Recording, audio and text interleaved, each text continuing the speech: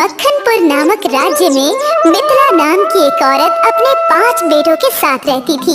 पांचों में अलग अलग गुण थे, क्योंकि ये बेटे भगवान की कृपा से उसके घर पर पैदा हुए थे। बड़ा बेटा था वो बिजली से खेल सकता था, छोटा बेटा था वो पानी को अपने वश में कर सकता था, वही मंझला बेटा काफी दर्द झेल सकता था और चौथा बेटा अपनी सांस रोक सकता था और पांचवा बेटा हवा में उड़ सकता था। पर वो देखने में एक जैसे थे, क्योंकि वो जुड़वा पैदा हुए थे, जिस वजह से कोई भी उन्हें पहचान नहीं पाता था। और मिथिला ने भी ये बात सभी से छुपा कर रखी थी कि उसके 5 बेटे हैं, क्योंकि हमेशा एक बेटा ही सभी के सामने आता था और सभी उसे ही जानते थे, जिसका नाम लाखन था। लाखन। अरे तुम सभी सो जाओ, क्योंकि तुम्हें रात में समुद्र से सीप भी तो लानी है, जिससे हमें मोती मिल सके। हाँ माँ, हम सो जाते हैं, आप चिंता मत कीजिए। अरे चिंता की क्या बात है, तुम पांचों तो मेरे 5 रत्न हो और मुझे खुशी है कि हम सभी साथ हैं। हाँ माँ, और ऐसे ही हमेशा हम साथ रहेंगे, जिससे कोई भी हमारा कुछ नहीं बिगाड़ सकेगा। हाँ बेटो, अच्छा अब सो जाओ, बहुत रात हो गई है। इसके बाद वो सभी सो गए। आधी रात को सभी उठे और समुद्र में सीप पकड़ने के लिए नदी पर चले गए। अरे भाइयों, जब तक मैं समंदर का पानी अपने मुंह में करता हूँ, तब तक तुम लोग जल्दी जल्दी से सीप उठा लो।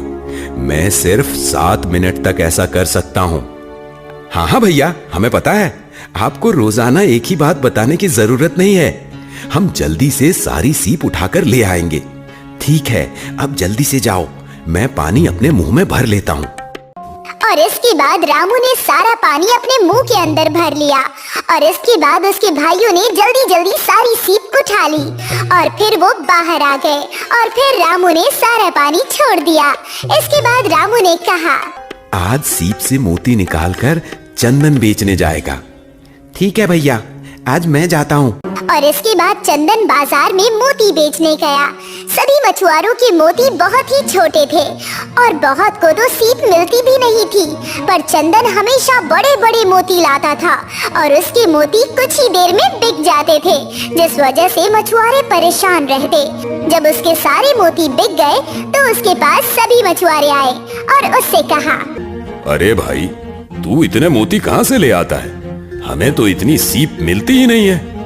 हाँ, ये एकदम ठीक कह रहे हैं। मुझे तो ऐसा लगता है कि तू जादू टोना जानता है, इसी वजह से तू इतनी सारी सीप ले आता है। अरे नहीं भैया, ऐसा कुछ भी नहीं है, आपको गलतफहमी हुई है। अरे हमें गलतफहमी नहीं हुई है, हम क्या देखते नहीं है?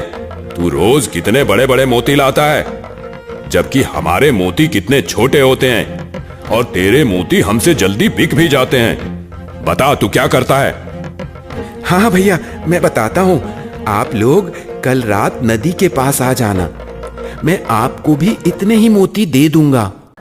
और इसके बाद वो वहाँ से चला आया। घर पर आने पर चंदन ने अपने भाइयों को सारी बात बताई तो उसके बड़े भाई रामू ने उससे कहा, तुम चिंता मत करो, कल मैं अकेला ही जाऊंगा, तुम लोग घर पर ही रहना।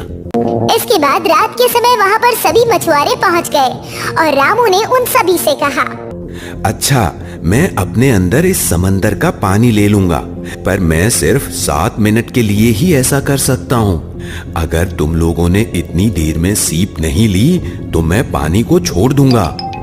अरे हाँ, तुम चिंता मत करो, तुम जल्दी से पानी अपने अंदर लो। इसके बाद रामू ने समंदर का सारा पानी अपने मुंह के अंदर ले लिया और सभी मौका देखकर सीप चुनने लगे, पर उन्हें बहुत ज्यादा समय हो गया। रामू बार बार उन्हें बुला रहा था, पर कोई भी सुन नहीं रहा था और हार कर उसने सारा पानी वापस समुद्र में छोड़ दिया। पानी के प्रभाव से वो सभी चिल्लाने लगे, बचाओ बचाओ, कोई तो बचाओ, हम डूब रहे हैं, हमारी मदद करो। अरे बचाओ बचाओ, हम मर रहे हैं, हम डूब रहे हैं। हाँ, कोई तो बचाओ, इस रामू ने तो हमें मार डाला, बचाओ बचाओ। और कुछ ही देर में सारे मछुआरे डूबकर मर गए। जब ये बात महाराज को पता लगी तो मछुआरों के परिवार वाले रामू को पकड़कर महाराज के पास ले आए।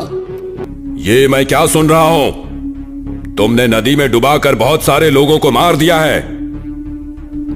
नहीं नहीं मालिक, हमने चेतावनी दी थी कि मैं 7 मिनट से ज्यादा अपने मुंह के अंदर पानी नहीं रख सकता हूं, पर इन्होंने मेरी चेतावनी मानी ही नहीं। इसी वजह से यह हादसा हो गया। मुझे कुछ नहीं पता है। तुमने लोगों को मारा है और इसकी सजा यह है कि अब तुम्हें भी नदी में डुबा कर मारा जाएगा। तुम्हारी कोई आखिरी इच्छा है तो तुम हमें बताओ, हम वो जरूर पूरी करेंगे। हाँ हाँ मालिक, मेरी एक आखिरी इच्छा है कि मैं अपनी मां से मिलकर आऊं। ठीक है, तुम जाओ। तुम्हें कल समंदर के पानी में डुबाकर मारा जाएगा। और इसके बाद रामू अपने घर पर आया और सारी बात बताई। इस पर चंदन ने उससे कहा, भाई आप चिंता मत कीजिए, सब कुछ ठीक हो जाएगा। अगले दिन रामू समुद्र पर पहुंचा और इसके बाद राजा ने उससे कहा, अब तुम जाओ और जाकर इस समंदर में डूब जाओ। ये सुनकर रामू समुद्र में चला गया, पर समुद्र ने उसका कुछ नहीं बिगाड़ा। ऐसा लग रहा था मानो समुद्र उसका दास हो और वो उसी के इशारों पर चल रहा हो। ये देखकर सभी बहुत हैरान हुए। अरे ये क्या हो रहा है? रामू को तो कुछ हो ही नहीं रहा है। ऐसा लग रहा है मानो समंदर उसकी बात मान रहा हो और वो उसे कुछ कर ही नहीं रहा हो। ये देखकर राजा भी काफी हैरान हुआ और रामू समुद्र से बाहर आ गया। रामू को सही सलामत देखकर राजा ने उससे कहा, अरे ये कैसे हो गया? तुम्हें समंदर ने डुबोया क्यों नहीं? ऐसा कैसे हो सकता है? मुझे तो कुछ समझ में ही नहीं आ रहा। पर रामू चुपचाप वहाँ पर खड़ा रहा। इस पर राजा ने कहा, ठीक है, कल तुम्हें करंट दिया जाएगा, तब देखते हैं तुम कैसे बचते हो। क्या तुम्हारी कोई आखिरी इच्छा है? हाँ हाँ मालिक, मुझे अपने घर माँ से मिलने जाना है, क्योंकि कल पूरी रात मेरी माँ बहुत रोई है। क्योंकि जब उन्हें पता लगा कि मैं मरने वाला हूं तो उन्होंने रो रो कर अपना बुरा हाल कर लिया। ठीक है, तुम जाओ। अब तुम्हें कल बिजली से करंट दिलवाया जाएगा। इसके बाद रामू घर पर आ जाता है और सारी बात बताता है। इस पर लाखन ने कहा, आप भैया चिंता मत कीजिए, कल मैं आपकी जगह पर जाऊंगा, क्योंकि मुझे तो बिजली से कुछ होता ही नहीं है।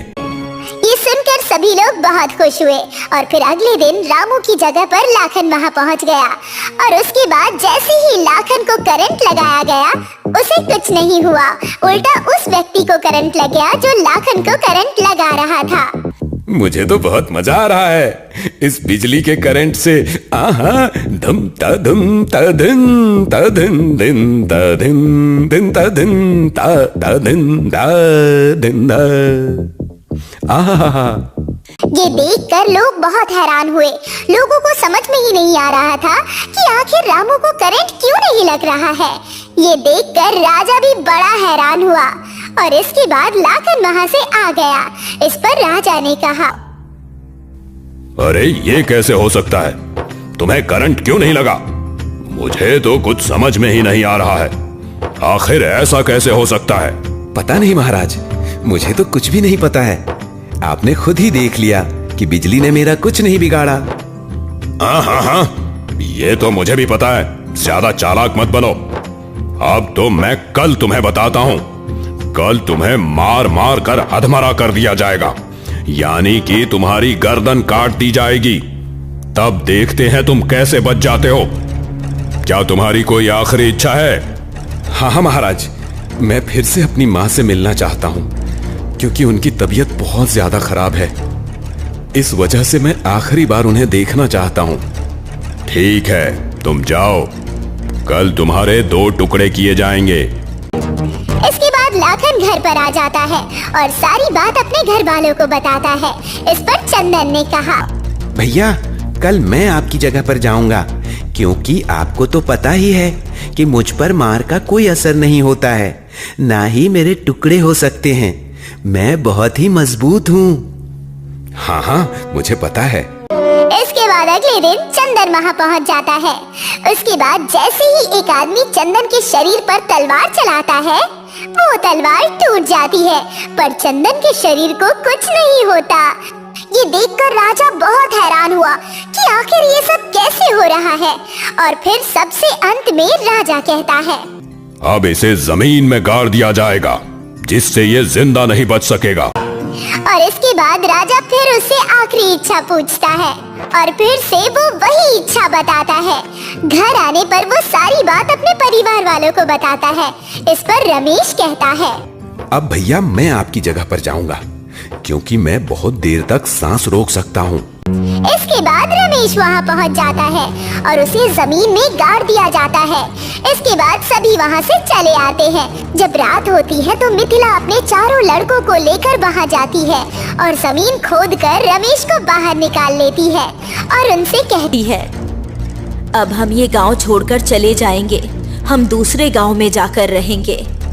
इसके बाद पांचवा बेटा उन पांचों को एक बड़ी सी पोटली में रखता है और अपने कंधे पर बिठाकर उन्हें उड़ा ले जाता है और वो लोग गांव छोड़कर चले जाते हैं।